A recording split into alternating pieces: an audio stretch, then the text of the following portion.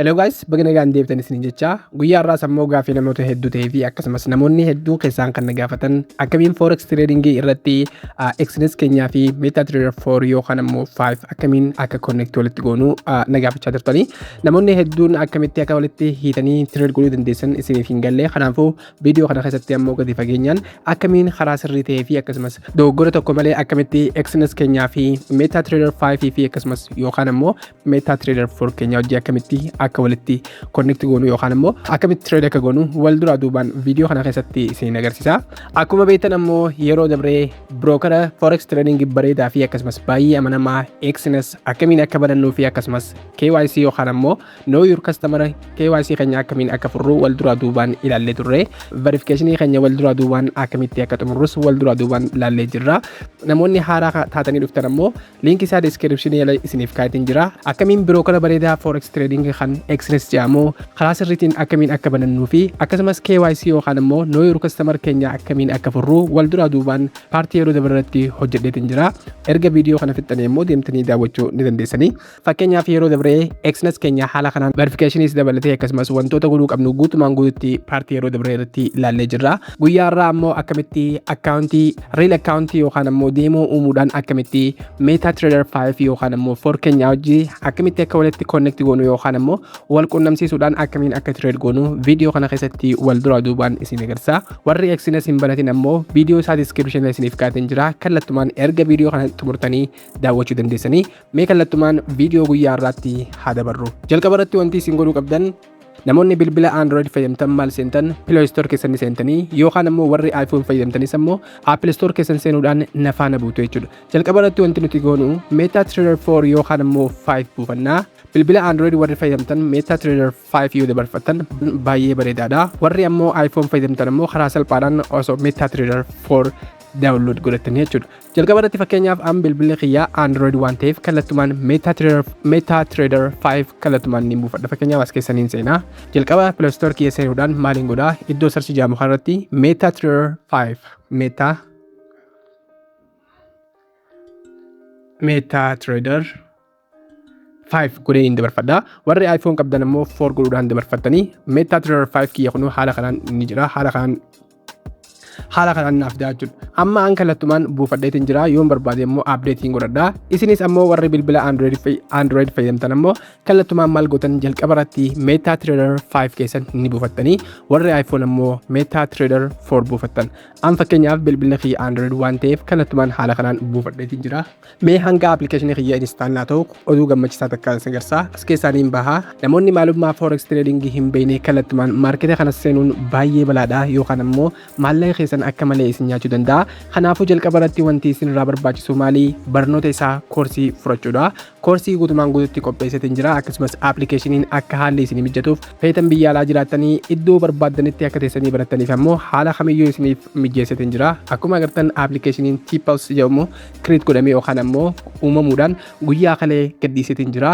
Namoonni hanga ammaa hin buufatin ammoo linkii isaa description kaa'eetiin jira. Isa app download yookaan ammoo T-Pulse download jedhu cuqaasuudhaan download godhachuu ni dandeessanii.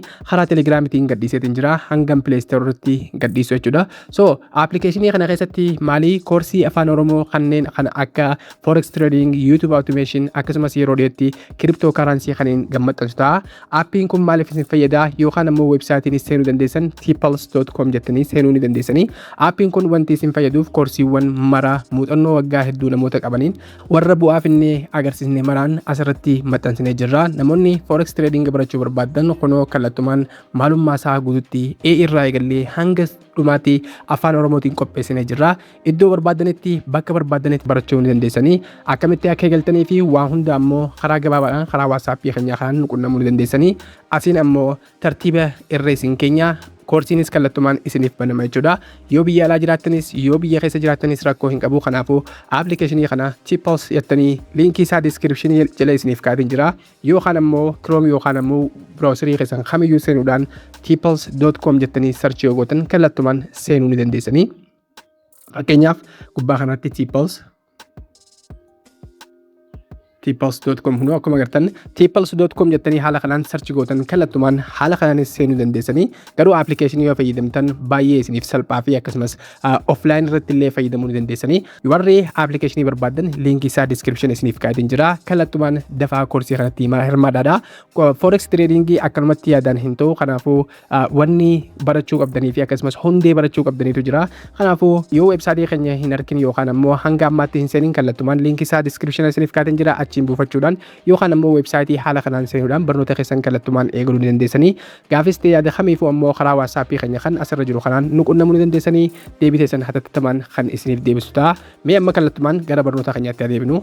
Okay, gara barnoota keenyatti yeroo deebinu kunoo akkuma agartan MetaTrader 5 kiyya kallattumaan buufadheetiin jira yookaan ammoo update godheetiin jira isinis jalqaba irratti maal gootan bilbila keessan irratti ni buufattanii haala kanaan naa bu'ee jira amma kallattumaan maaliin godhaa appilikeeshinii kiyya niin banaa jedha kunoo jalqaba irratti aappiin kiyya home screen irra naa taa'ee jira jalqaba irratti isa kana niin banaa gaafa bantan haala kanaan isiniif fidaa kanaafuu termii isaanii yookaan ammoo welkaamii isaanii kana maal gootan accept ni gootanii accept gaafa gootan haala kanaan open demo account fi kanneen kana fakkaatan isiniin jira amma wanti isin godhuu qabdan maali mallattoo X tanaa akkuma agartan mallattoo X tanaa gaafa ni filattanii sana booda kallattumaan haala kanaan keessi isaatti isiniif fidaa jechuudha amma wanta akka godhuu isin barbaachisu accountii create godhachuudhaan isiniin dararu kanaafuu wanti isin godhuu qabdan Xness keessan keessa sirriitti gadi fageenyaan beekuudha kanaafuu amma Xness keenya wajjin wal qunnamsiisuu deemne waan ta'eef accountii haaraa banachuu email erguu akkasumas maqaa guutuu KYC yookaan ammoo verification furuu fi kanneen kana fakkaataniin gonkumaa isiniin dararu jechuudha amma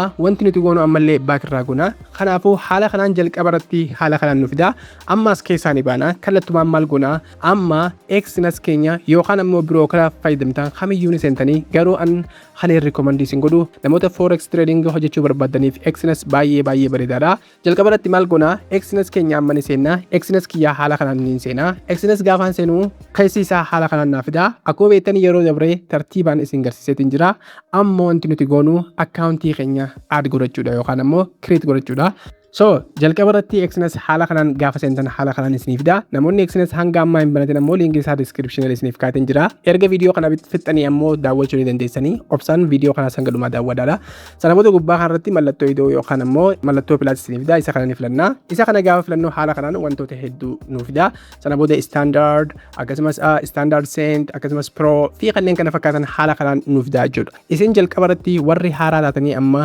accountii banachuu eegaltan standard isa yookaan ni filattan standard kun maaliif isin fayyada yoo xiqqaate $10 irraa eegaluu dandeessanii kanaafuu jarri kaan 200 barbaada kanaafuu wanti isin godhuu qabdan jalqaba irratti isa standard joo kana filachuu keessan sirriitti adda baafadhaadha sana booda isa continue joo kana ni filannaa isa continue gaafa jennu as keessaa maaliin connect godhuu deemta fakkeenyaaf platformii kamiin walitti connect godhuu feeta yoo amma bilbilli kee Android ta'ee MetaTrader 5 yoo dabarfatte kallattumaan maal filattaa MetaTrader 5 filatta yoo ammoo bilbilli kee iPhone ta'ee MetaTrader 4 filatta kanaafuu jalqaba irratti bilbilli kee Android yookaan ammoo MetaTrader 5 hin buufadhe jalqaba irratti maaliin godhaa isa gubbaa kana hin filadhaa sana booda gubbaa kanarratti wantoota lama naaf fida sirriitti adda baafadhaa real accountii fi akkasumas deemuu naan jira asirratti yoon tradingii koorsii fudhadhee yookaan ammoo dandeettii tradingii qabaadhee ofitti amantummaadhaan trade godhuuf deemu reeliin filadha yookaan ammoo accountii isa dhugaatiin filadha isa kanarratti $10 yoo xiqqaatan heettanii hojii keessan itti fufuudha kun ammoo warra koorsii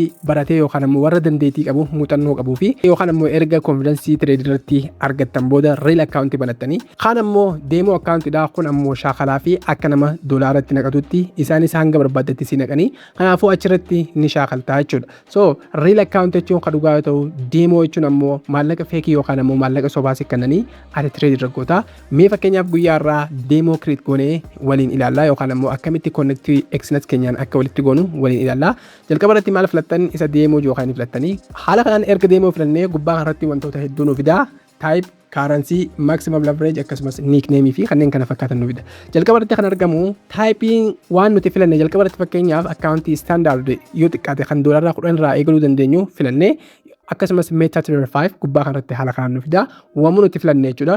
Inni itti aanu immoo currency dha. Currency USD dha, normally dha. Warri barbaadan immoo isa kana filachuudhaan currency isa barbaadanitti jijjiirrachuu ni dandeessanii yoo USD gootan bareedaadha.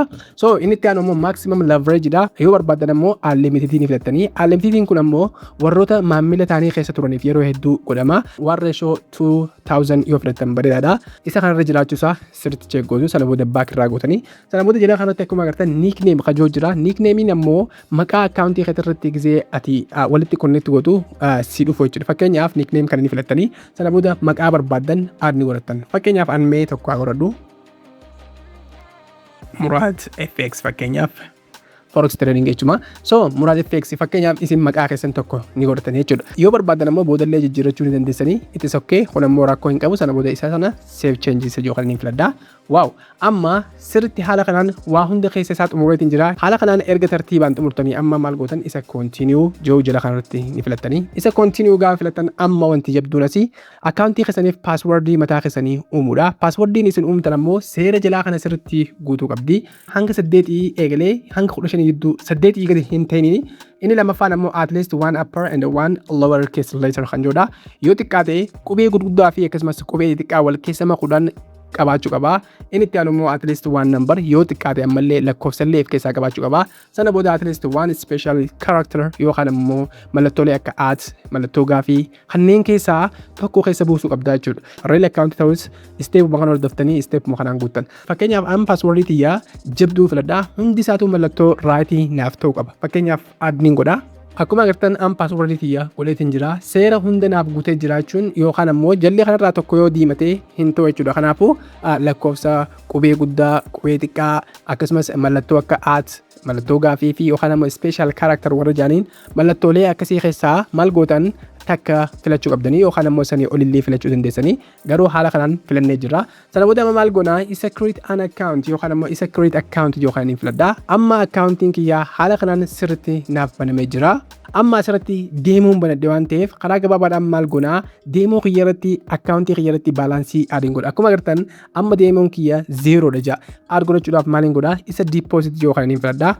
Isa deposit yookaan gaafa filadhu kanaafuu accountii hangaan barbaade fakkeenyaaf deemuudha waan ta'eef yookaan immoo maallaqa feekii yookaan immoo maallaqa sobaa kan practice itti godhu waan ta'eef kanaafuu fakkeenyaaf an doolaara 10 filadha. Doolaara 10 yookaan immoo san isin ammoo hanga barbaadan 100, 10, 100 filachuu dandeessanii garuu practiceidhaaf waan xiqqaarraa yoo galtan baay'ee bareedaadha. Sana booda isa continue yoo kana ni filadha. Amma maalinni kiyya successfully add naaf ta'ee jira yookaan immoo deposit itti naaf ta'ee jira. Extra godha.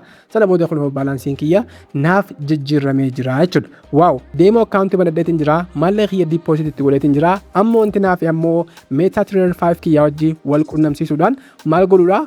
Trading kiyya eegaluudha jechuudha. Accountii keenya yookaan ammoo MetaTrader 4 yookaan ammoo 5 keenya wajjin wal qunnamsiisuudhaaf maal goona? Isa detail yookaan ni filannaa. Fakkeenyaaf isa detail mallattoo sarara sadii isa detail yookaan ni filadhaa. Isa detail yoo gaafa filadhu haala kanaan info kiyya haala kanaan naaf daa. Sana booda maaliin godhaa? Isa setting yookaan akkuma agartan gama mirgaa irratti isa kanaan ni filadhaa. Isa kana gaafa filadhu gaddeemuudhaan jala kanatti akkuma agartan trading platform Meta 5 kan jiru jala kanatti naaf daa. Isin ammoo yoo MetaTrader 4 filattan ammoo kan 4 keessanii jala kanatti isiniif fidaa jechuudha. So informationiin kiyya amma guututti haala kanaan naaf dhufee jira. Informationii kana copy paste godhuu qofaa jechuudha. Jalqaba irratti kan argamu lakkoofsa looginii kana maaliin godhaa? Copy godhadha. Sana booda as keessaan hin bahuudhaan maaliin godhaa? MetaTrader 5 kiyyan seenaa yookaan ammoo 4 keessanii seentan isinis kan fakkeenyaaf 5 waan ta'eef isa kana niin seenaa. Amma haala kanaan naaf daa. Amma wanti nan godhu accountii kiyya add godhuudhaaf maaliin godhaa? Mallattoo iddoo tana yookaan ammoo add trading account iddoo jettu kana niin filadhaa. Jalqaba irratti isa add trading account jedhu kana gaafaan filadhu gubbaa kanarratti brookeriin an fayyadamuu na gaafataa jechuudha. Find broker isa jiru kun akkuma agartan gubbaa kanarratti search ni gootanii fakkeenyaaf nuti brookeriin nuti fayyadamnu Exness waan ta'eef isa kana maal goonaa? Exness jennee search ni goona. Wow, gaafaan Exness jedhu search godhu haala kanaan Exness gosa hedduu naaf daa jechuudha. Amma kan inni filadhu maali? Exness Technologies Ltd kan jedhu gubbaa kanatti isa lammaffaa irratti akkuma agartan isa kana ni filanna. Sana booda jala kanarratti login existing account isa jedhu information kiyya na gaafataa jechuudha. Jalqaba irratti isa login jedhu kanarratti maaliin guutaa? As keessaa deebuudhaan fakkeenyaaf Exness kiyaniin seenaa jalqaba irratti login isa jedhu naa kanna isa kana copy ni godha. Sana booda as keessaa deebuun ammallee MetaTrader 5 kiyyatti qaqqabee paste ni godha. Jalqaba irratti guuteetiin jira. Password inni jiru kun ammoo passwordii jalqaba passwordii cimtuu nuti goranne kan qubee fi akkasumas waa hunda wal keessa maknee goranne san ni guuttan asitti sirriitti hubadhaa. Qubee tokko dogoggoruu hin qabdanii akkuma akkaawuntii keessan kan Exness irratti guuttan yookaan ammoo gaafa akkaawuntii banannu guuttanitti sirriitti guuttanii. Fakkeenyaaf an passwordii tiyya ni guutaa isinis ni guuttanii. Akkuma agartan an passwordii tiyya guuteetiin jira. Sana booda amma maal gootan jala kanatti server isa jiru kana sirriitti hubattan. Namoonni hedduun iddoo kanatti dogoggora passwordii guutan login koodii guutanii sana booda jala kanatti ammoo automaatikaalii kallattumaan login godhu. Kun ammoo dogoggora guddaadha. Amma server isa jiru kana maal gootan as keessaa deebi'uudhaan akkaawuntii keessanii seentan malee jala kanatti akkuma agartan server kan jiru naaf jira. Server Exness MT5 Trial 9 kajo maqaa silaa asirra jiru kallattumaan maal gootan koppii godhachuudhaan yookaan ammoo akkanumatti qabatanii search ni gootanii as keessa deebi'uudhaan gara MetaTrader 5 kiyyaan hin deebi'a. Sana booda server kiyya kana isaan maali ni filadha. Fakkeenyaaf kiyya kun akkuma agartan maqaan kiyya jala kanatti argama. Exness MetaTrader 5 Trial 9 kajoo ni jira. Kiyya 9 jaa. Kanaafuu maqaa kiyyaa fi waan hunda wal biratti qabeeni ni ilaalaa jechuudha. Amma servera sirrii filadheetiin jira. Sana booda amma as keessaa deebi'uudhaan wal bira qabeeni ilaalaa. Fakkeenyaaf login koodiin kiyya wal fakkaata. Eeyyii wal fakkaata. Kana ammoo passwordii kiyya ammoo passwordii kiyya niin beekaa. Passwordii kiyya sirrumatti akkasumas servera ni ilaalaa. Serverri kiyya wal fakkaataadha. Exness MetaTrader 5 Trial 9 waan ta'eef kiyyaas waaw wal fakkaata. Kanaafuu amma haala kanaa wal bira qabee maaliin godhaa informationiin silaa asirra jiruu fi asirra jiru wal fakkaataa ta'uusaa sirriitti addaniin baafadhaa. Sana booda ammoo passwordii kiyya hin dogoggorree passwordii sirriitti hin beekaa. Kana keessa ammoo tokko dogoggorraan seenuu hin dandeessanii. Erga informationii keessan sirriitti arguu beektanii maal gootan sana booda jala kanatti save password isa jiru kun akkuma agartan mallattoo kana raayitiitti godhuu hin dagnaadha. Yeroo hedduu login godhuudhaan isin hin dararu. Kanaafuu karaa salphaan maal gootan mallattoo kana raayitiitti godhachuudhaan isa login yookaan godhatanii akkuma agartan akkaawuntiin kiyyaa fi akkasumas MetaTrader 5 kiyya kallattumaan login yookaan ammoo walitti connect naaf ta'ee jira. Akkuma agartan doolaara 10 irraa qaba asirraa akkasumas maqaan kiyya kan an username irratti arguudhaan gubbaa kanatti kan naaf dha. Haala kanaan deemee gaafa ilaalu akkaawuntiin kiyyaas wal fakkaataa jechuudha. So back sana booda kun akkuma agartan gubbaa kanatti maqaa username kiyyaa fi akkasumas doolaaraan keessaa qabu walitti connect ta'ee jira jechuudha. Amma ammoo kallattumaan milkaa'inaan connect yookaan ammoo walitti naaf hidhamee jira jechuudha. Amma erga haala kanaan nu milkaa'ee kallattumaan jala kanarratti isa chart jiru filachuudhaan kallattumaan waan barbaanne add godhachuu dandeenya akkasumas koota isa jiru kana filachuudhaan kallattumaan karansii yookaan ammoo kiriptoo taatu waan barbaanne silaa waan trade godhuu dandeenyu haala kanaan as keessaa filachuudhaan add godhachuu dandeenya. Yoo as keessa hin jiraanne immoo iddoo mallattoo plus kana filachuudhaan karansii silaa barbaadan yookaan ammoo gold ta'uu danda'a USD yookaan ammoo gold ta'uu danda'a. Haala kanaan mallattoo add filachuudhaan karansii barbaadan yookaan ammoo commodity ta'uu akkasumas kiriptoo ta'uu waan barbaadan add godhachuu dandeessanii. Barnoota dabalataaf ammoo koorsii keessatti ammoo gadi fageenyaan waa'ee forex trading gadi fageenyaan isin ibseetiin jira. Kallattumaan aappicha buufachuudhaan aappii keenya buufachuudhaan kallattumaan as keessaa barnoota keenya barachuu ni dandeessanii. Asirratti ammoo wantiin isin dhaamu ammoo tradingiin high riskidha yookaan ammoo balaa guddaa qaba waan ta'eef beekumsaan alatti seentan taanaan miidhamuu dandeessan waan ta'eef kanaafuu sirriitti of eeggachuun barnoota isaarratti xiyyeeffachuun baay'ee bareedaadha. Haala kanaan walitti connect godhatanii deemoo irratti shaakaluu dandeessanii real akkaawuntii ammoo akkamitti kiriptoo akka diipooziit goonuu fi akkasumas withdraw illee akka keessaa goonuu karaa gabaabaan viidiyoolee itti aanuun keessatti qabadheetiin dhufa. Viidiyoon kun yoo isin tole ammoo like godhuudhaan akkasumas yaadas ta'ee gaafii kamiyyoo qabaattan ammoo karaa komentii nu beeksisuu hin dagatinaadha. Waan daawwattaniif baay'ee galatooma. Haga viidiyoo biraatiin walitti deebinutti ammoo nagaan tura.